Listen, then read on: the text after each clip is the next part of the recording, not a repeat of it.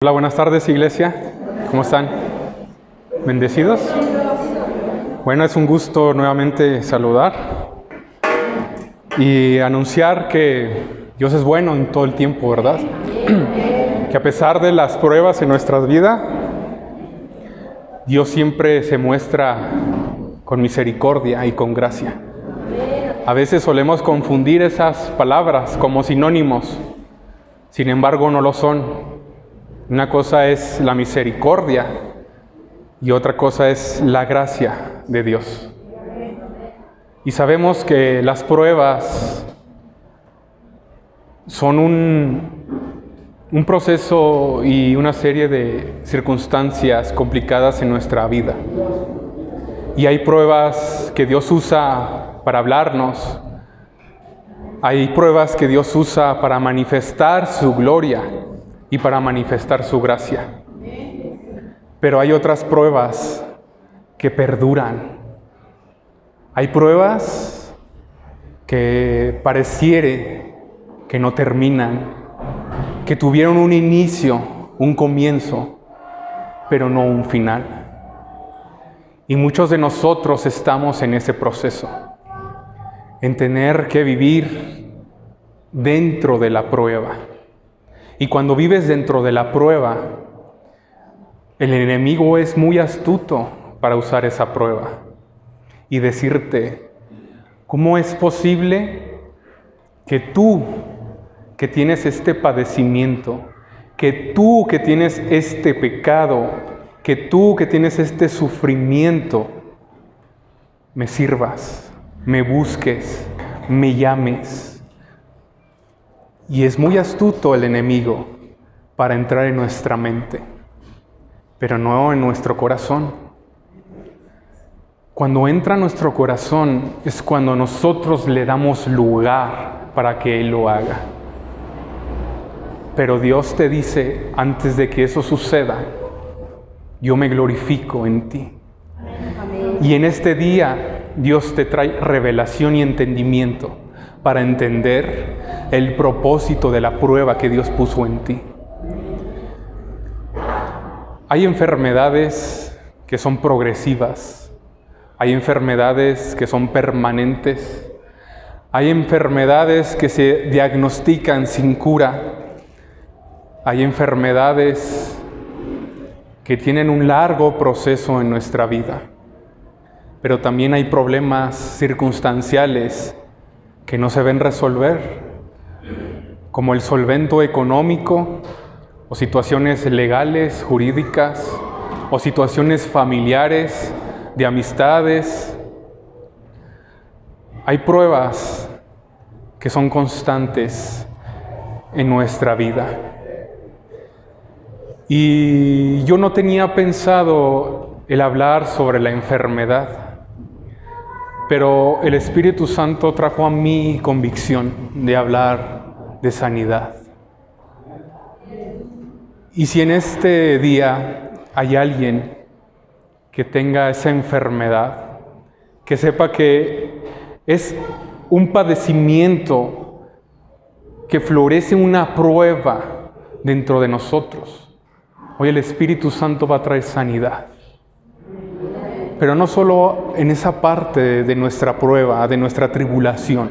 Dios también quiere traer libertad a tu vida para traer bendición y prosperidad. A veces, como cristianos, satanizamos mucho el convivir con el mundo secular, porque confundimos el propósito que tenemos como llamado a ser luz y sal en el mundo, a mezclarnos en adoptar hábitos, costumbres que son parte del mundo.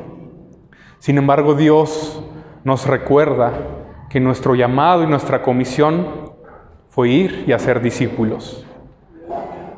No hay necesidad de ir a España, Europa, Estados Unidos, porque gracias a Dios Él ha levantado misioneros, pastores, predicadores en aquellas zonas.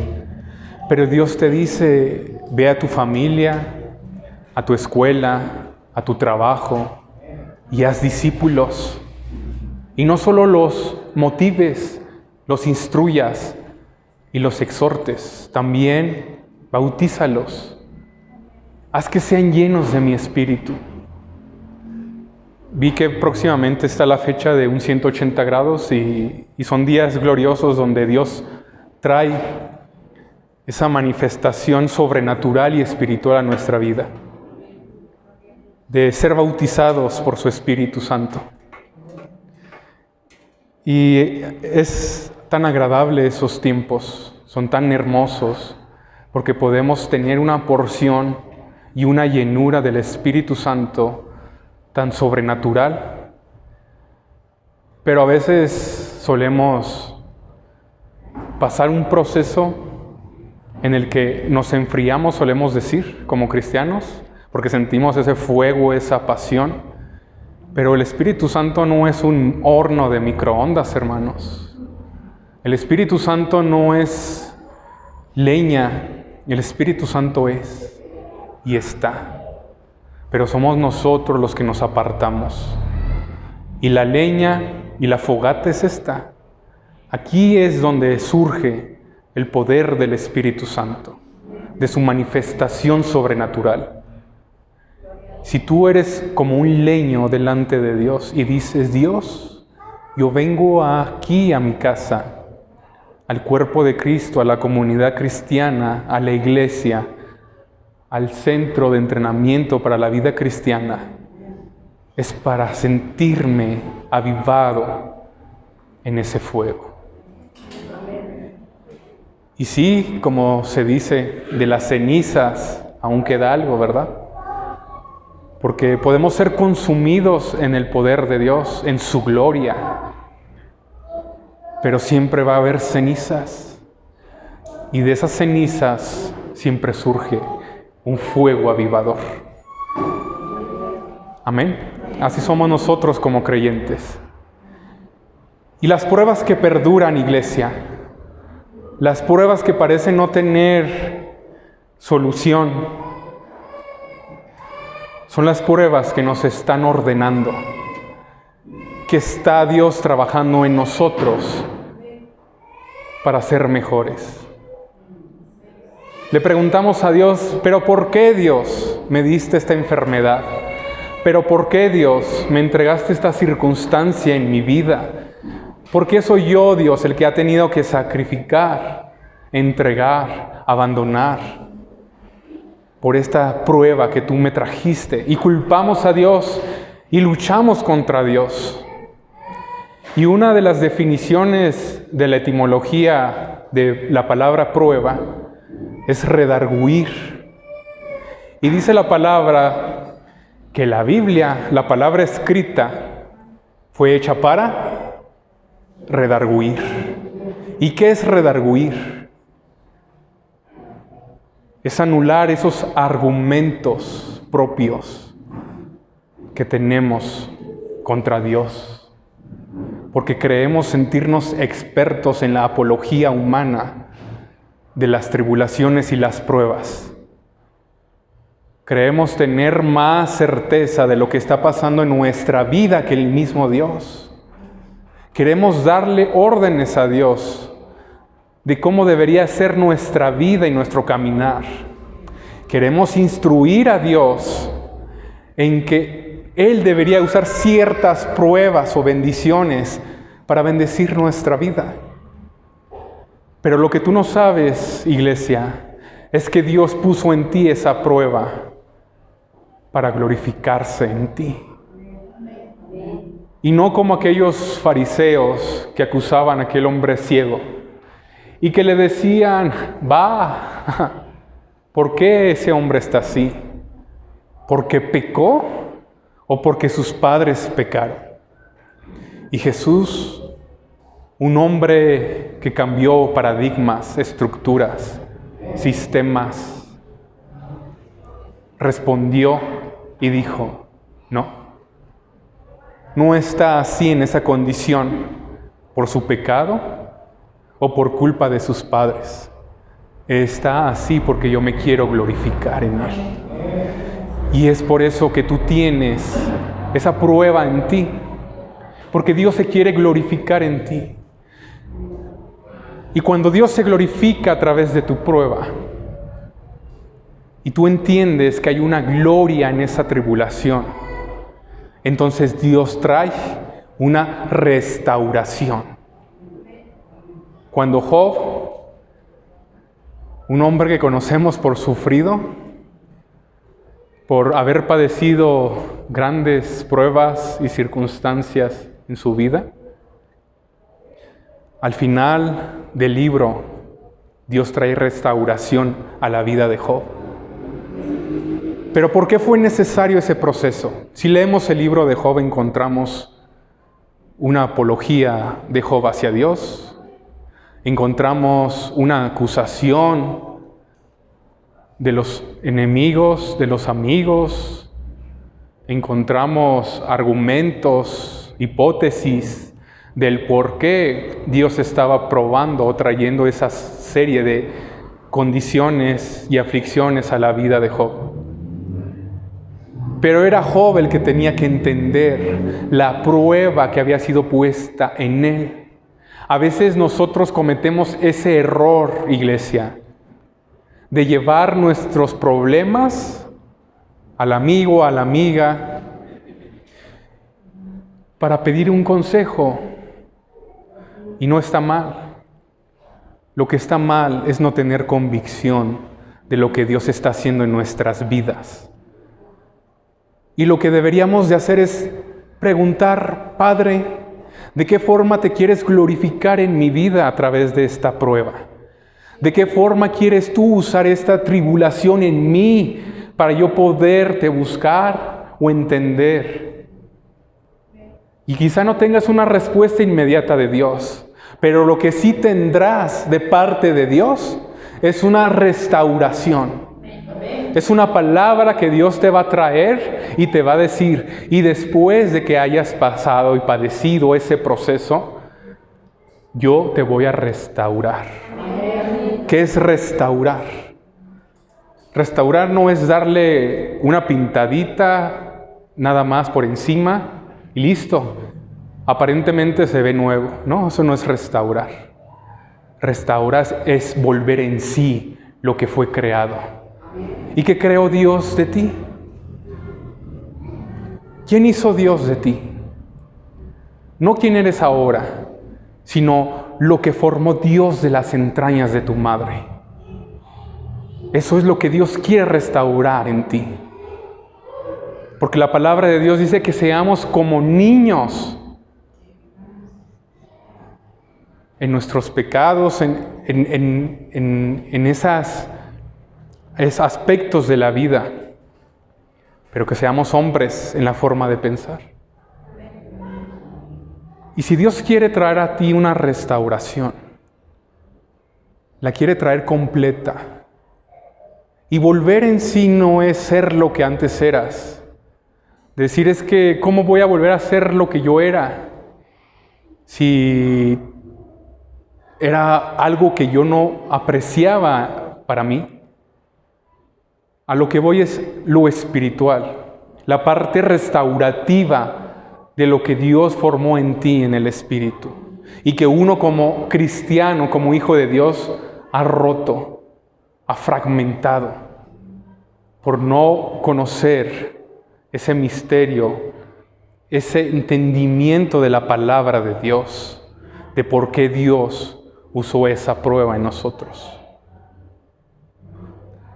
Así que hoy Dios trae una libertad a nuestra vida. Hoy Dios trae una restauración a nuestro espíritu. Hoy Dios trae una restauración en nuestra familia, en nuestra economía, en nuestra salud, en nuestro propósito y en nuestro ambiente.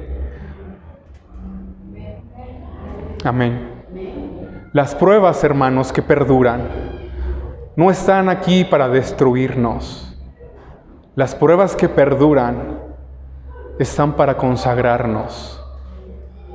Están para poder conocer el proceso que Dios tiene en nuestras vidas.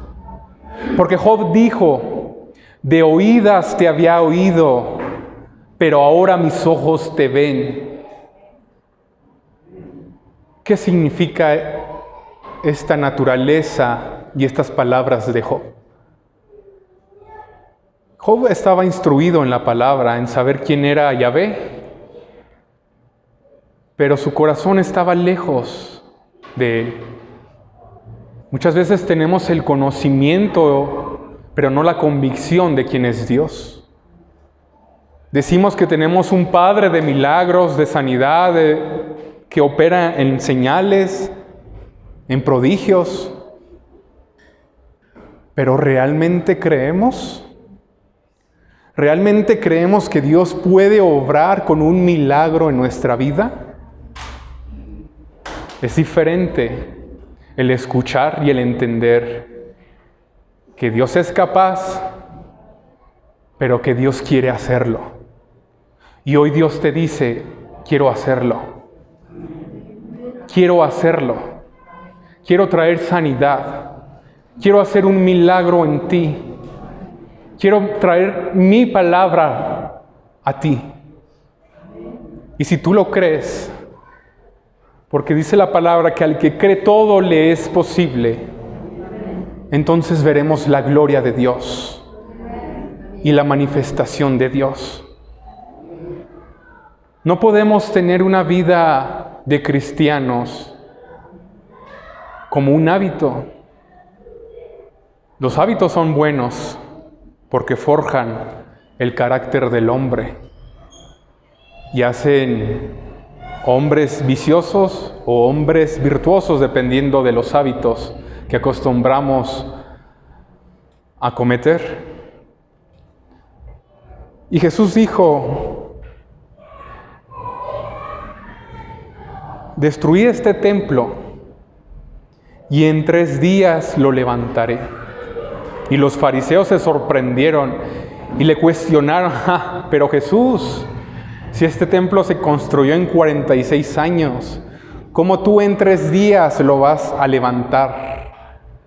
Porque Jesús no se refería a un templo físico, se refería a su propio cuerpo, a su sacrificio, a su muerte, a su necesidad de padecer esa prueba en sí mismo para llevar nuestros pecados, nuestras dolencias, nuestros problemas en la cruz.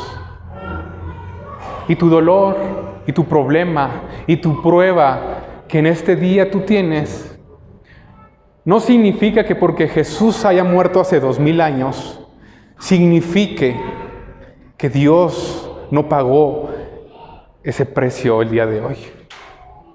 Jesús sigue pagando ese precio. Jesús sigue tomando esa cruz que nos pertenece, pero que Él tomó en su cuerpo por amor a nosotros, sus hijos. ¿Por qué nos aferramos, hermanos, a cargar con nuestra cruz? ¿Por qué nos aferramos a cargar con nuestro dolor, con nuestra aflicción? En la antigüedad había personas que se dedicaban a ofrecerse en los eventos de luto para llorar. Esa era su función. Se les contrataba para ir y llorar al funeral, a los eventos de luto. Y ellos iban, lloraban, hacían muy bien su labor y se les pagaba su cuota. A nosotros no se nos paga y lo hacemos gratis, iglesia. A veces nos afligimos de más porque estamos llevando un dolor que no nos corresponde llevar. Estamos llevando una cruz y un sacrificio que no nos corresponde pagar. ¿Por qué? Porque el sacrificio ya está hecho por Cristo Jesús. Y no podemos deshonrar ese sacrificio por el afán de cargar con nuestro dolor. Porque a veces perdura tanto la prueba que nos acostumbramos a ella, que cuando el dolor se aparta, entonces tenemos miedo. Yo compartía que muchos de ustedes saben que mi papá está preso. Tiene 7 años ya en esa situación. Hemos hecho todo lo posible por llevar su defensa.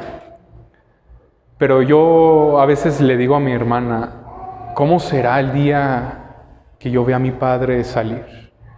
Verlo otra vez conmigo y abrazarlo. Y ciertamente me da miedo, porque estoy tan acostumbrado a sufrir que ya no sé lo que es sentir ese gozo de Dios. Y así somos como iglesia, así somos como cristianos, llevando cargas que no nos corresponde llevar. Por eso Dios quiere que tus pruebas sean entendidas en tu vida. Dios quiere decirte, no es que tú hayas pecado, no es que tus padres hayan pecado, es que yo me quiero glorificar, es que yo te quiero sanar, es que yo te quiero bendecir, yo te quiero dar una demostración de quién eres tú para mí. Porque dejamos todo en manos de Dios. Pero Dios nos dio una capacidad de conquista, una capacidad de vencer, de tomar, de buscar. Y ese fue el trabajo de Josué al sustituir a Moisés. Mira que te mando que te esfuerces y seas valiente. No temas ni desmayes, porque yo, tu Dios, te esfuerzo y te hago valiente. Nuestros problemas, hermanos, por más que sean permanentes o perduren en nuestra vida, no son más grandes que Dios. Y Dios quiere usar ese problema y esa prueba para hacerte entender tu capacidad, tu liderazgo, tu virtud. Es difícil atravesar ese tipo de pruebas, pero Dios trae un entendimiento y una revelación a tu mente, a tu espíritu, para conocer el significado de esa prueba en tu vida. Siempre decimos, ¿por qué Dios? ¿O para qué Dios estás haciendo esto? Y a veces no tenemos una respuesta pronta de Dios. Pero hoy Dios te va a traer ese entendimiento para que reconozcas que nos podemos gloriar en nuestra tribulación, que es necesario por un momento padecer esta serie de circunstancias a fin, dice la palabra, de que nos perfeccione, nos afirme, nos fortalezca y nos establezca. Dios está haciendo una obra completa en tu padecimiento. Te está diciendo, yo me estoy glorificando al perfeccionar tu mente, al afirmar mi espíritu en ti, al fortalecer tu cuerpo y al establecerte en mi cuerpo, en mi iglesia, en mi comunidad. Y lo que Dios va a hacer en nosotros a veces puede ser progresivo, puede ser que consideremos que es nula la participación de Dios, porque ya no vemos a un Dios actuar, porque ya no vemos a un Dios movilizándose a nuestro favor. Pero eso no significa que Dios está ausente de nosotros. Cuando Jesús estuvo en la cruz, Él se sintió abandonado, se sintió desamparado. Pero esa duda, ese deseo que Él sentía en sí mismo, era porque Él se sentía lejos de su casa, de su Padre. Él quería estar donde Él realmente pertenecía.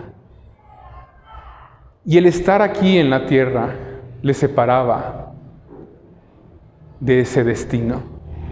A nosotros, iglesia, nos separa nuestro destino el afanarnos en nuestros problemas, en nuestro dolor.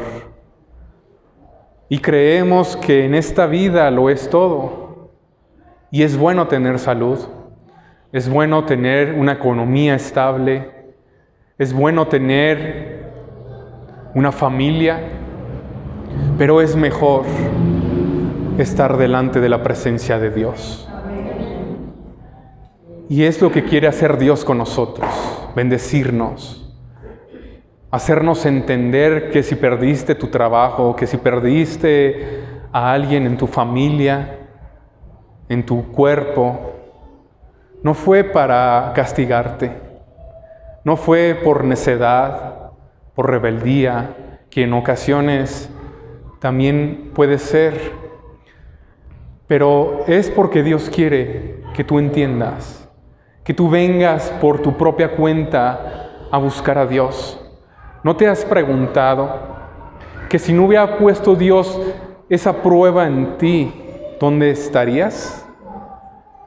Pues déjame decirte que si estás escuchando este mensaje, es porque esa prueba te trajo a lo que tú eres hoy en día, a quien eres como hijo de Dios, a no oír solamente, sino a ver quién es Dios.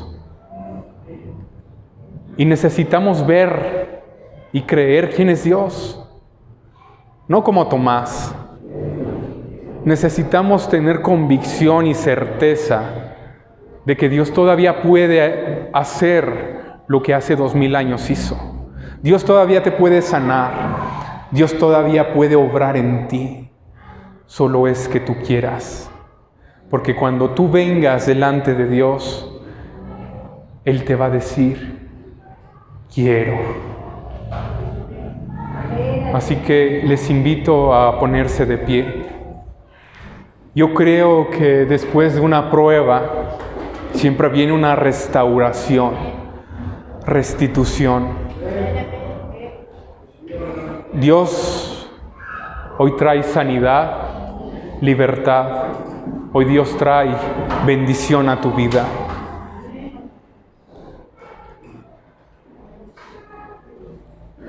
Solemos creer que para buscar la presencia de Dios tenemos que sentir al Espíritu Santo en nosotros. Porque cuando no sentimos esa energía o ese fuego dentro de nosotros, suponemos que Dios no está. Porque nos volvemos sensacionalistas y no hombres con convicción. Quise ser propositivo en mi mensaje, un poco más ligero en mi forma de expresar y de hablar.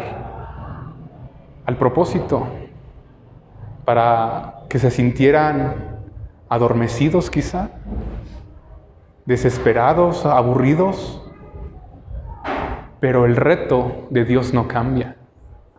El desafío y el poder de Dios no cambia. Porque a pesar de no sentir ese fuego, ese sensacionalismo, Dios puede obrar. Pero para obrar, Dios necesita tu fe.